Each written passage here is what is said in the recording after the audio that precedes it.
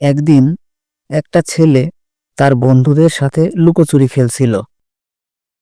হঠাৎ সে নিজেকে লুকাতে গিয়ে গভীর জঙ্গলে ঢুকে পড়ে। সে পথ হারিয়ে জঙ্গলের ভেতর হাঁটতে থাকে। হঠাৎ তার সামনে একটা পেতনি চলে আসে। খুবই ভয়ঙ্কর ছিল তার চেহারা। ছেলেটি পেতনিকে দেখে খুবই ভয় পেয়ে যায়। তবে পেতনি বলে, ভয় পেও না, আমি তোমার কোনো ক্ষতি করব না।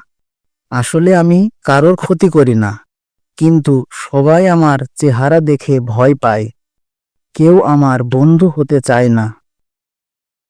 তখন ছেলেটি একটু সাহস পায় আর তার কাছে এগিয়ে যায়। তারা একসাথে অনেক গল্প করে।